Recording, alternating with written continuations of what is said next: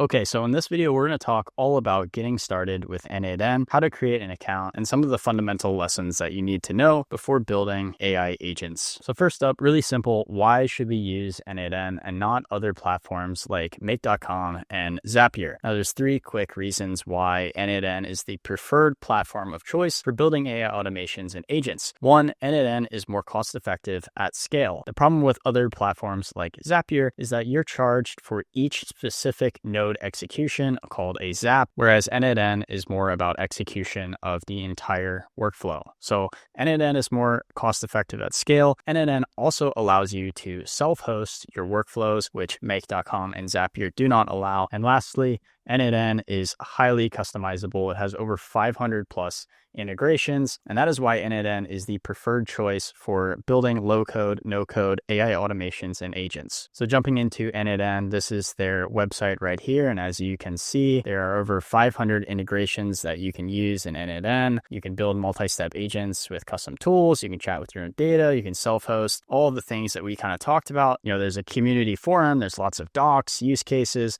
and there's also over 5,000 workflow automation templates that you can download easily from n8n's website, covering lots of different business functions from sales, IT ops, marketing, etc., etc. Without further ado, let's just go ahead and get started. We're going to click this Get Started button in the top right, and we're going to set up our own account. So we're going to start a free trial. n8n offers a 14-day free trial so we can test around with the platform, and we're just going to fill in all of this information here. So our full name, company email, password, and then our account name. So I'm just choosing BWell17. It's one of my favorite numbers. So let's just go ahead and start our free trial. So just quick onboarding here. It's just going to ask us a couple questions. So let's just answer these. I think the answers don't really matter. So we'll just quickly go through this. We'll just click a few apps that we plan on using. Again, I think we can customize this later. We can invite our team later as well. And then there's also a quick start tutorial video right here that you can watch if you want, but we're just going to go ahead and start automating. So this is the n8n dashboard. You can see in the top left, you have 14 days left in your n8n trial. You can also use up to 1,000 executions, which we'll talk about what exactly an execution is later. You have the overview, you have your personal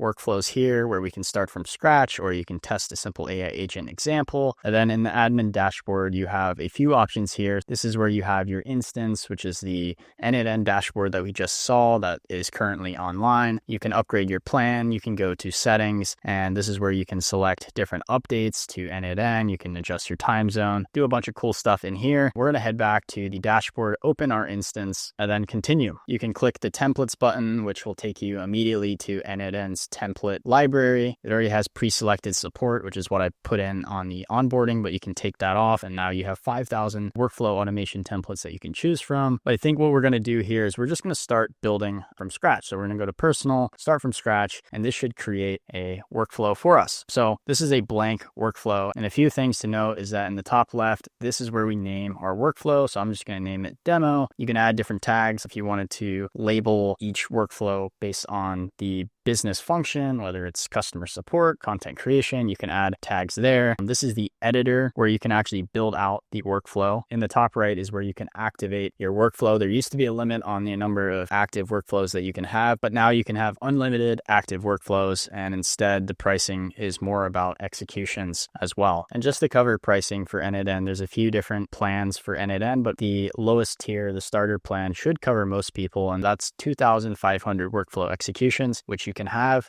per month with the lowest plan, 10,000 for the pro plan, and then there's always an enterprise option as well. So just back into n8n, we're going to start building out a workflow here and just work through this together. So if you just click this add first step, what's going to happen is it's going to pop up a sidebar on the right side, which just basically has a number of triggers. You can trigger things manually, you can trigger things through a chat, you can trigger things on a schedule, a form submission. Right now we're just going to click trigger manually. Since this is a manual trigger node, what that means is we'll just have to click execute workflow to trigger the workflow. So the next thing that we can do is we can click this little plus button. So then there's a lot of different things that pop up on the right-hand sidebar. There's AI agents, which we can add. There's actions within apps. There's data transformation. There's a number of things that we can do. For now, I'm going to click AI agent. We're just going to click an open AI node and then click message a model. So that should add a message a model node. And from here, what we'll have to do is we'll have to set up our credential with OpenAI. Since we're starting out on a free trial, there's actually the ability to have 100 free OpenAI API credits. So we can claim those credits, and that will automatically connect us to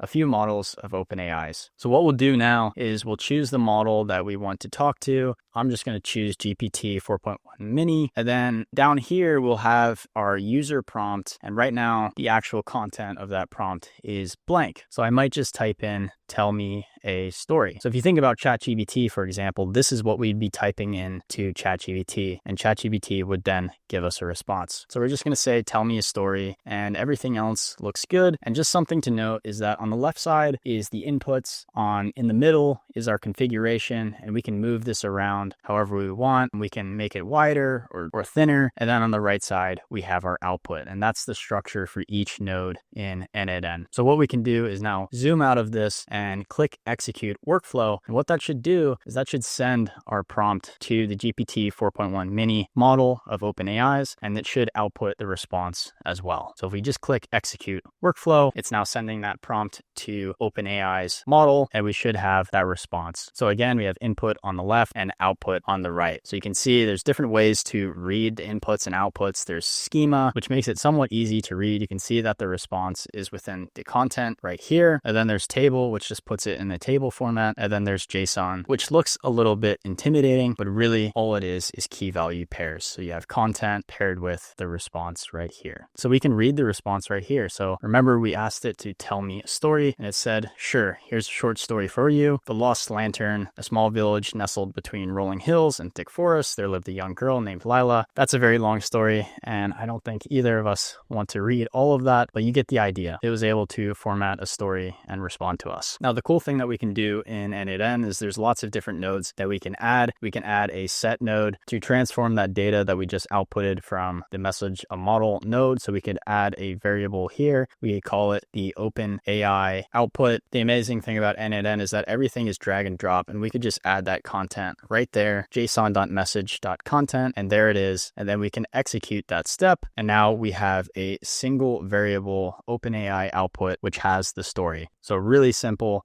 And if we execute the workflow again, it will go from left to right through each node and have the same exact response, right? And there's different ways to look at the input. So very easy. Now, if you want to build AI agents, we're just going to go ahead and delete that. We'll even delete the manual trigger as well. And instead, what we'll do is we'll add a chat trigger. So we'll add a chat trigger, which allows us to chat with whatever it connects to. So now we'll click the plus sign, we'll add an AI agent. Now the source for the prompt is just the connected chat trigger node. So whatever we type into the chat trigger node will be the user prompt here. Now there's a few things that we can do to build out this AI agent. And just to give you a fundamental understanding of the anatomy of an AI agent, I'm just going to pull up this diagram right here, which shows the 5 pieces of an AI agent. So first you have the triggers, which we already have shown 2 already. So we have the manual trigger, the chat trigger node. Those are the 2 that we've covered, but you also have various different triggers like schedule trigger, webhooks. And then the second piece is the large language model, which includes the brain. So for our AI agent example, the next step is to add a chat model, which is the brain of the AI agent. So you can think of this as one of OpenAI's models. Now, the third piece of an AI agent is the memory. This allows it to memorize the responses, the interactions with us via chat or various other inputs. And then the fourth piece are tools. Right? These are other agents that the main agent can call. These are different tools that allow it to execute actions, whether it's send messages in Gmail, get messages in Gmail, or add labels to messages in Gmail, or get or create records in Airtable. There's 500 plus integrations in n8n, so lots of different possibilities for tools to give these AI agents. And then finally, there's outputs. So you can send a message to someone in Slack or respond via webhook. So that really is the fundamental anatomy of AI agents broken down very quickly. I know I kind of sped through that, but that's kind of what we're building here. And what we're going to do here in this video is just add a chat model. So we're going to add a OpenAI chat model. So I'm going to scroll all the way down, OpenAI. We can use our n8n free OpenAI API credits. What we're going to do now is we're going to create a new credential, and we'll see that all we need is the API key to create this credential. So what I'm going to do is I'm going to go to openai.com. We're going to log in, and we'll need to go to the API platform. This is different than ChatGPT. So we'll go ahead and click API platform, go ahead and create an account. Once inside, you're going to want to click dashboard, and then you're going to want to click API keys on the left-hand sidebar. And then you'll want to create a new secret key. Go ahead and name it whatever you want. I'm going to call it n8n demo. We're going to create this secret key and then copy that secret key. And just be mindful that you will have to add a few bucks to your OpenAI API account in order to use OpenAI's models via APIs. So go ahead and add that billing, add in a couple bucks, and then head back over to n8n. Go ahead and paste in that API key, label your credential in the top left-hand corner, and then click save. So the credential has been successfully created. And now what this should allow us to do is select from the various different types of models that OpenAI has. So we can choose any type of model. You can even choose GPT-5. So let's just choose that one. And there's lots of different ways that we can customize this model through add option. But for now, let's just leave it as that. And finally, what we can do is we can add some simple memory so that it remembers the past 5 messages that it's had in the chat with us. So now we have a very basic AI agent, which has a brain,